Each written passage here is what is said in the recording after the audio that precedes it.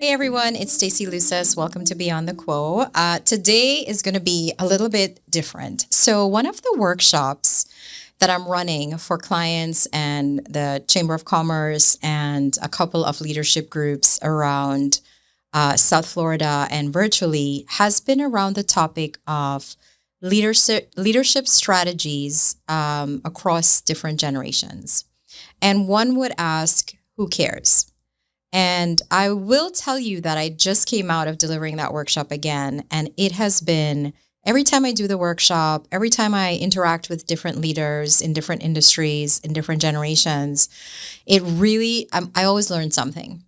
And so I decided today to take some of the strategies and some of the leadership know-hows that I'm learning from this particular workshop and bring it to you guys, to my community. As you know, in Beyond the Quo, we talk about three things. We talk about leading courageously. And I always say leading courageously doesn't necessarily always mean leading in a corporation or leading in a boardroom. It means leading yourself first and then leading communities and then leading bigger impact, in whatever season that you're in. The other thing we talk about is living authentically. And really, for a lot of us in midlife, a lot of us coming into that second season, living authentically means different things to different people. For some of us, it means maybe leaving a career that we've spent decades building, but now it no longer fulfills us. For some of us, it means an identity that we've held on to as maybe being a parent or, whatever. And now that our kids are leaving and it's empty nest time, like really thinking about who am I at my core, what are my core values, and who do I want to be for this second phase? And then the other part of this, I think the most important part that builds on these two is redefining success on our own terms. And success is different for everyone. What looks and smells like success for me in this season of my life may very well be different for you, but also given the theme of what I'm going to talk about today, which is this sort of generationally diverse ecosystem that we're in. How do you show up given the perspectives, given the experiences, honestly, given some of the stereotypes that you may have around different generations?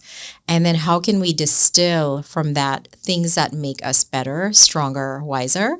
But also, how do we extract from the things that have worked best for some of our generations, some of the norms that we think everybody should be like this, and maybe how do we package and translate that to different generations so it doesn't feel like entitlement, it doesn't feel like judgment, it doesn't feel like it's my way or the highway. And so that's kind of where I want us to sit in pocket today is we are living and working in one of the most generationally diverse moments in history. Sometimes we have 4 or maybe even 5 generations working side by side, right? And that means, quite honestly, 4 sets of experiences, expectations, and communication style in one workplace, one team, honestly, even in one meeting. And so the challenge itself isn't really diversity on its own. It's learning how do we translate across those perceived differences. Because when we not only tolerate something and wait for it to be over, we can maybe function and turn that into fuel for something better. So today's conversation is going to really center on kind of that thread of how do I lead myself, my family, my community, my company, my partners across generational lines and take what maybe could divide us and turn that into a true leadership advantage, right? So I know I can't see you, but if you really just think about the spaces that you're in, I'm sure every one of you is leading or collaborating with someone that's either 10 years older or 10 years younger than you. And if so, you're already living this reality, right? And we're all busy. We've got busy calendars. Our teams are demanding. Heck, we even demand a lot from our own selves. And your time is valuable. And so some of the leadership muscles that we're going to talk about today, right? The ROI for this episode is really how can we have more clarity around addressing some of these cross-generational tensions, and inject some of the lessons here for better performance, and then upping our confidence with addressing cross-generational tensions we may have. And that runs the gamut, right? Whether it's we perceive as some people being too informal, too casual, maybe they don't value coming into the office every day as much as we do. And then how do we not take some of our command control, not only leadership habits, but parenting style into doing something differently and thinking differently about something, turning that into trust instead of judgment. The third thing is it builds connection, right? When we bridge this perceived age, experience, style, I think true collaboration can happen. And I'm going to share some strategies that I shared just this morning with you. And then culture is, culture eats strategy for breakfast. I always say that. Well, I didn't say it. I think Peter Drucker said it. I just say it because I think it's true. You could have the best strategy, the best objectives, the best KPIs. Those are key performance indicators. And if the culture of your organization isn't such that it propels that strategy forward, it becomes shelfware. It's just another great thing that you have. So these are going to be some leadership muscles. We're going to try to inject some strategies into, but like with any muscle, like with any change in behavior, it is habitual. It is doing it time and again, because the more that you do it, the more that muscle memory is built and the stronger and more natural it feels to you, right? And so a lot of this is going to be a little bit of a mindset shift, a little bit of seeing this as a tool to lead yourself smartly, but also lean into situations that may have made you uncomfortable. And the great thing is you probably already do some of these.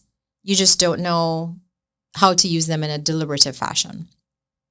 So I want to do a quick pulse check, if you will. But if you've ever been in a situation, I know, oh my gosh, sometimes I'm looking at reels even, and you are like, I feel lost in translation with what's happening here. Like I remember the first time my kids used different words for me. Like we grew up saying cool and dude and all of that stuff.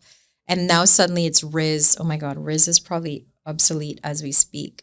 But I just felt lost in translation.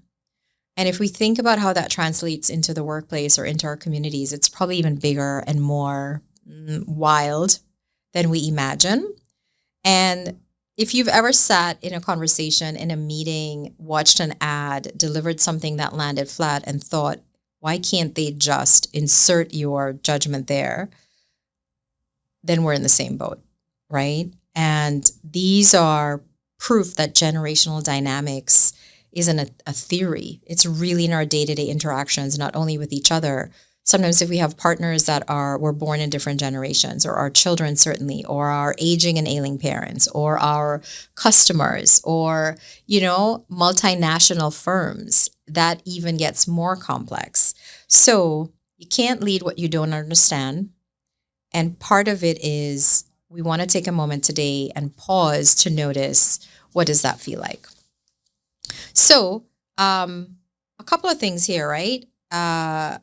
Each generation, if you think of a soundtrack and you look at artists, I'm going to pick on Coldplay because I've been listening to them since I discovered them in England decades ago. But each soundtrack is different.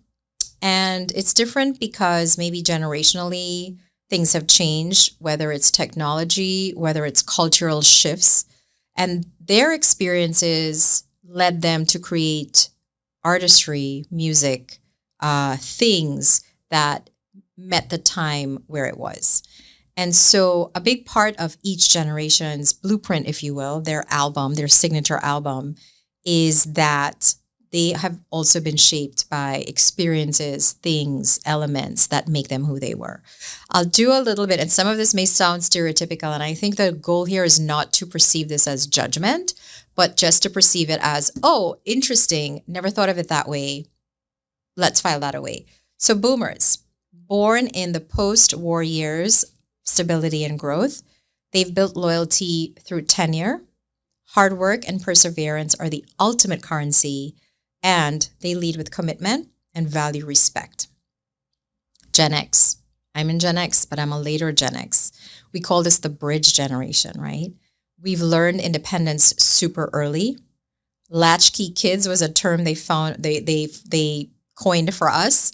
Latchkey kids meant there were more women in the workforce. And as we came home from school and our mothers were out working, we just went home and figured it out, right? And it led to independence, but in some cases, hyper independence, because we were left to our own devices quite a lot. We're very pragmatic, resourceful, very much, we're very allergic to micromanagement. I want you to give me direction and then get out of my way. That doesn't always meet the needs of a boomer who maybe wants to understand day by day, moment by moment, what's happening.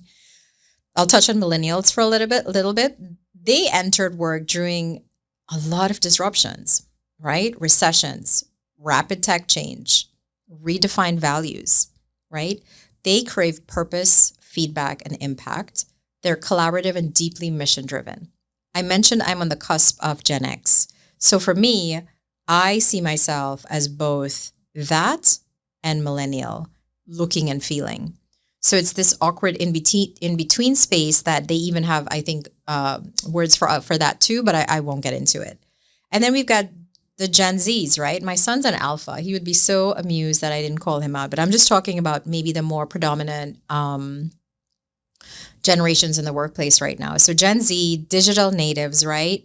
They've never known life without instant access and instant feedback.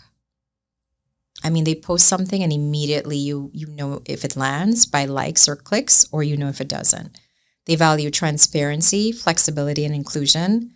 And oh my gosh, they question everything. Not to be difficult, but because curiosity is their default. And can you imagine when a Gen Xer who wants you to just do it and hush, like stop talking, just do it, right? I don't want your opinion about it. Butts heads with a Gen Z that wants to know, why are we doing it this way? Could it be done differently? Who else does it this way? All of the things, right? So take a second and I want you to just kind of think about, what generation do you identify with? And also, which are the ones that you butt heads with? Which are the ones that you find hardest to connect to? That awareness, I think, is such a powerful starting point for smarter leadership. And we have to understand a few key things, right? Boomers built loyalty through tenure. There's such pride in saying I've been with X company, or I've been doing this for 30, 40, 50, 60 years. Gen Z builds loyalty through shared values. That's why you find a lot of these communities and a lot of these meetups, a lot of these things are sprouted or grown through shared values, right?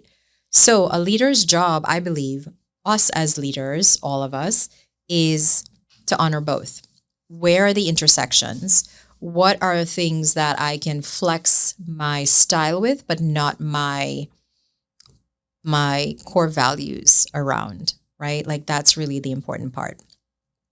So I want to talk about, now that we've laid the structure for why this is important, it gives you more confidence and clarity and all of that stuff, and some of the key differences around work ethic and so forth for the different predominant generations in the workforce right now. Let's talk quickly about the 4 most common friction zones. And no, these aren't right or wrong. They're just spaces where there's a lot of energy around them. Maybe there's some tension. Maybe there's some opportunities for growth. And really, it's 4 very predictable zones, if you will, right? Zone 1, communication. I mean, when is communication not front and center with any big change or any shift in how you're supposed to behave, right? And so, for example, the just text me versus the pick up the phone, folks, and what feels efficient to one person or one generation feels maybe dismissive to the other. I know as I get older, it's harder for me now to pick up the phone because I actually have become more reliant on text. And when they introduce voice text, oh my goodness, now I can just multitask because that's what Gen Xers do, right? And a lot of times, My parents, for example, will still want me to call, and I find it to be non-efficient sometimes. Sorry, mom and dad. A big place this shows up is work styles. Who else is sick of the hybrid work discussion? Should we telework or shouldn't we? Right? I mean, one group sees sitting and warming, we call them seat warmers, in the 9 to 5 as meaning discipline. And the other generation says results matter more than hours. Why do you care? What do you care when I work? If I want to get up at 4 a.m., put in a couple hours and then go back to bed at like 9 a.m., why do you care if you're getting the thing that you need? So a part of this is to understand that the judgment we may have on that, meaning are they lazy, they're not committed or whatever, it's just a different definition of what productivity could look and feel like. So part of this is really leaning into that and understanding that this, my way is not the highway, right? Like it could be different. And then another way to look at this is motivation. For some generations, reward comes in the form of titles and stability. This is a big one, guys. When I talk about redefining success and the metrics that we define success as, this is huge because the bigger title that we have, the bigger office that we have, like these means of stature and our worth in the world, especially in our professions. For a lot of us, that's what drove us for many, many decades, right? For some people, it still is. But for some people, it's flexibility. What's motivating is time off. What's motivating is having the ability to be empowered and to design and co-design the strategies or the structures within which we work. Whereas some people are like, this is how I do it. This is the way it's always been done. It's worked. I don't really want to hear your ideas. Another big friction zone, if you will, or area for improvement is hierarchy and feedback. Boomers and Gen X respect hierarchy as structure. They would never think about walking up to the CEO of a company or a general or something like that and just starting a shoot the shit conversation. Millennials and Gen Z see access as respect. They don't see those hard hierarchy lines that we do, right? They just see they want to learn fast, they want to have access quickly, and they want to get to the point. And then they want to move on to do the fun thing, right? So a reframe is friction can be feedback. It doesn't have to be I'm doing something wrong or you're doing something wrong. And it really tells us and shows us areas where we can lead differently, right? And so how do we translate that into focus? So I want to talk about communication and like where can we find ways to implement some of these strategies so that we respect and value the good parts and the amazing parts that each generation brings to the table, conversation, company, community. And then where's there room for flexing a little bit, growing a little bit, figuring things out differently, right? Where can be opportunities that we, I like to say, discomfort is where the most growth happens.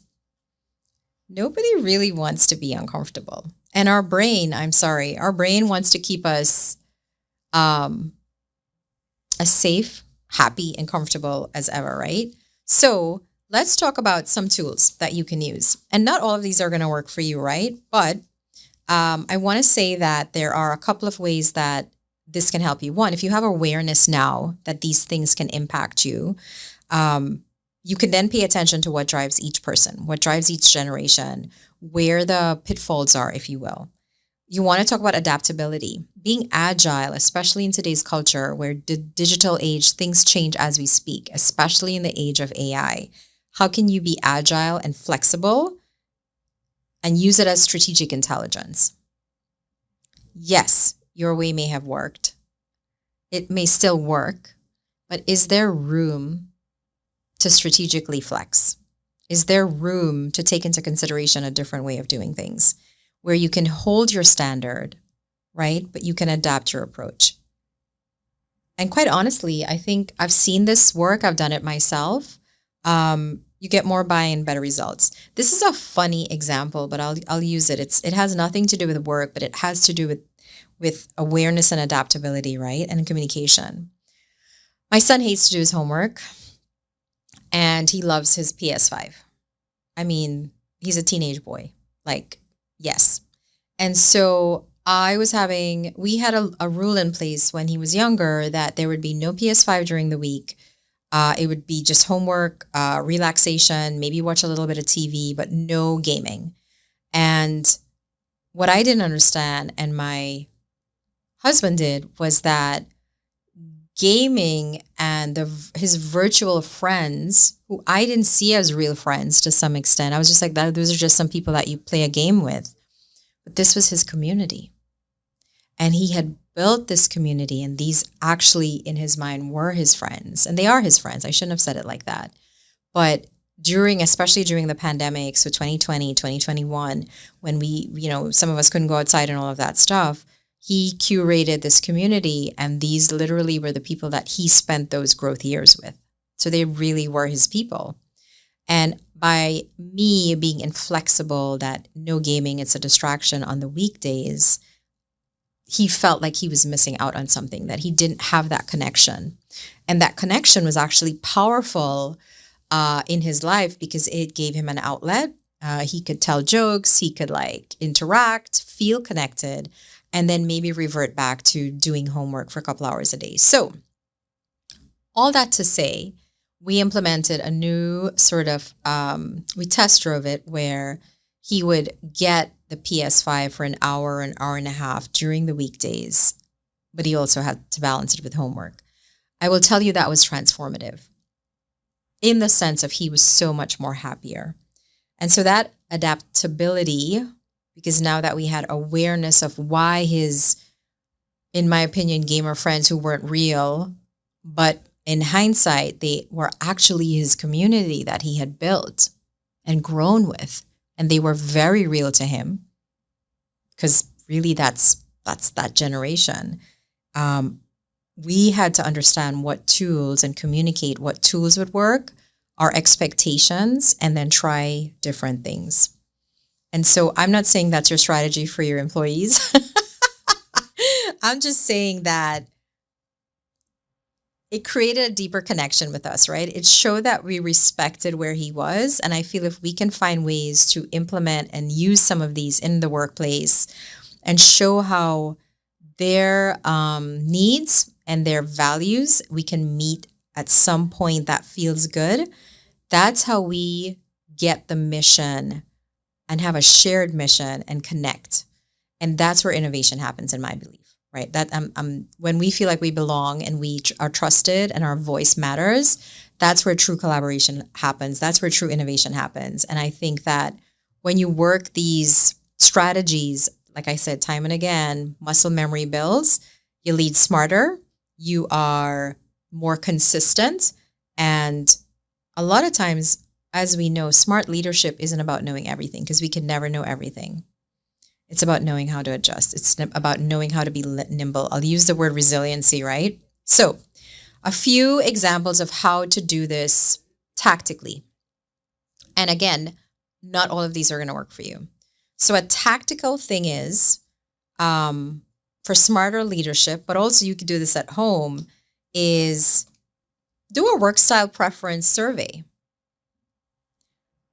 What does that mean? Honestly, you could take 10 minutes at your next staff meeting and ask, how do you like to communicate? How do you prefer feedback? And what helps you feel recognized? I promise you that you will uncover small adjustments that make a big difference. In the case that I used just now with my son, with Adam, how did he like to communicate? Well, he wanted to communicate with his friends. To me, it was gaming and a waste of time. To him, it was connection. How did we prefer feedback? Well, some of the feedback would be, okay, are you sticking to the allotted time? Are you getting your homework in on time? Like, what are our mechanisms to shift if you are overstaying your welcome on the PS5, right? And then how was he feeling as part of the discussion about how he spent his time as he got older? It made such a big difference for all of us. It really, really did. Another way to put this into motion, so that was the work style preference survey, is the how we work playbook. That sounds really weird, but really just ask everybody at work. If you are one person on your team, maybe you pick some of the partners that you work closely with, and you want sort of a little one-page summary about what are your preferred tools, right? What's your meeting cadence? Do you want to meet every day? Does that feel like, for a Gen Xer, if you ask me to meet with you every day, twice a day, that signals to me that you don't trust me, you're micromanaging me, I don't have autonomy, and I'm not just not going to try because it won't matter anyway, right? And then what are your 3 pet peeves? This is going to normalize differences. It's going to create alignment, and it's really going to give you insight into how and where and when you need those adjustable strategies, right? Another one is, and you could also do this with family members, right? Like the how we work playbook. I'm a morning person. I like to get up, you guys, and I want to talk. I want to debrief. I love stimulating conversation. After 3 p.m., I cannot even string a perfect sentence together. That's why I record most of my podcasts in the morning, because I've got juice, right? I'm interactive. I'm energetic. After 3 p.m., I cannot. So a good way to do this is a team or a family norm reset, right? Every quarter, maybe sometimes for some of us, it's every month, you're going to spend 15 minutes revisiting your norms. What's working? What's creating friction? And it's a quick reset that's going to prevent not only frustration, but also built up resentment. I was in a workshop just now, and one of the leaders in the group was expressing her frustration really with new employees that consistently showed up late for work. And in her mind, 15 minutes before the meeting meant you were on time. Being on time didn't actually mean the time that the meeting started. And her rationale for that, fairly so, was that they had to do a lot of prep in order for that thing to be done the way that it should be done. And to the person, the new person who didn't yet understand that cadence, it just felt like, why do you want me to come in early and I'll just be wasting my time? So really, a team norms reset would have been super perfect in a situation like that. So I'm glad that we had that conversation, because it's probably one that we don't talk about as much. Maybe we stew around in it a little bit, but definitely I loved that she was able to bring that to the forefront and get a shared perspective from all the other leaders in the room. One of the ways that another strategy we can use is this, we used to call it shadow someone for a day, or swapping teams. And why I love this is because you're able to quickly pair people across generations, and they can observe each other for an hour or more. Maybe it's for a week if it's a big project. But that way, for example, boomers can see tech hacks, and Gen Z can see how to sell properly, how to manage clients in a way that's savvy, right? And so really understand the walk a mile in each other's shoe. You can see the areas for friction, but I can also, if I'm doing it with someone, see the beauty in their process. And it gives me a whole new insight into how they work and what I can do differently. Another thing I love to do is the multigenerational brainstorming sessions. My God, there's so much gold in this, but there's also, like with gold nuggets, a lot of mud, right? Because people come to the table with all kinds of big, crazy ideas. And a way to cheat code this is to do a parking lot, because not all good ideas we can execute on. But my gosh, when you get those gold nuggets, when you mix perspectives intentionally, when you unlock that innovative way of thinking, or if there's a brilliant idea and people just build on it and say, well, what about this? Or have you thought about this? And we keep them focused in a container. That to me is true generational and intellectual diversity in motion. It's beautiful. So for a lot of this, leadership isn't about doing more. I think when people hear these strategies, they're like, who has time? I don't have enough time in the day to do all of that. A lot of this is just, remember, I talk about 2 millimeter shifts, right? If you want to lose weight quickly, you're not just going to work out for a whole year, 24 hours a day, and not ever eat. That's probably the quickest way to do it. That's not safe. It's not effective. It's not reasonable. But what if you did 2 millimeter shifts? What if you said, okay, for this week, I'm going to up my intake of water. Next week, I'm going to walk 5 more minutes than I did the day before. The next week, I'm going to, I don't know, maybe introduce a salad in place of one meal. These are 2 millimeter shifts that I believe can really spark and implement and take us further than we would have ever thought possible, right? So I've shared a couple of things here. We've talked about strategies. We've talked about friction. We've talked about what this can do to boost you. And I really love in this podcast, not only giving you leadership things that you can apply to work or in your profession or your career, but also in your own personal life. Not only does it influence and impact you as a human with your personal growth, but also you can amplify that in the circles that you're in. And for most of us, that starts with maybe a partner. Maybe it's our friends. Maybe it's our family members. Maybe it's our children. Maybe it's our grandchildren in some cases. Maybe it's our aging parents where we are not meeting them or they're not meeting our needs in the way that we need them to. And so a lot of this is figuring that out, right?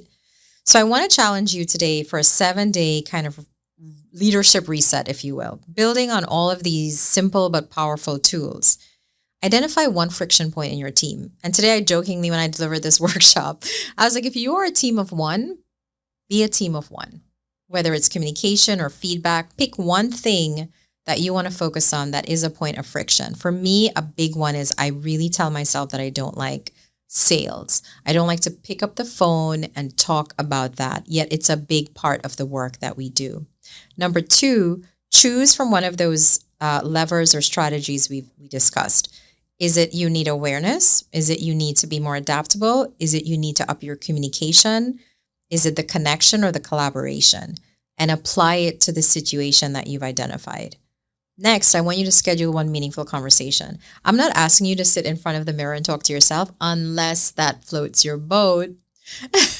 But have a meaningful conversation with somebody outside of your generation, far enough where their norms, their habits, their work ethic is different. And if it's a customer, that's even better. I mean, the insights that you might get is profound, right? Don't have an agenda, just be curious. How are we doing? What's one thing I can do differently? What's one thing I did last time that maybe caused you some tension or caused you to be frustrated, right? And then step 4 to this is reflect at the end of those 7 days. What shifted? What surprised you? That's it. We're not trying to make big, incremental, monumental changes. We're trying to do tiny little things that get us closer and closer and closer to our outcomes. I always say it's me against me. If I'm better than I am by 1% tomorrow than I was today, that's improvement. And that's how we get to live up to our full and true potential, right? So seriously, guys, just embrace this generational, multi-generational era that we're in. We are sometimes still lonely and isolated in a way that doesn't actually make sense because we can connect with each other so quickly digitally. And maybe that's room for us to grow there too. How do we lessen those barriers and open ourselves up more to that connection, right? So that was what I wanted to share with you today. I feel like as I've been talking about this for the past few months and digging deeper into how we can smartly influence the way that we lead and live and learn around our generational, I don't want to call it differences. I think it's just diversity. I think there's so much room for you to flourish and for you to lead and shine, but also to be really humble and say, you know what, that worked for XYZ, but it's not going to work. I know my parenting style probably, in addition to my leadership and how I lead different generations in corporate, sometimes it's a bitter pill, right? Sometimes it's things about us that we don't necessarily want to hold a mirror up to, but it's definitely imperative that we do try in our own way to consistently grow and evolve so that we can redefine success, we can live more authentically, and we can lead more courageously. So that's it. That is what I wanted to talk to you about today. I hope that some of these nuggets landed with you. And if it didn't, well, maybe it's a generational thing. Anyway, thanks for joining me on Beyond the Quo. I will catch you next week. And until then, you've already done the status quo. It's time for you to go beyond. Take care.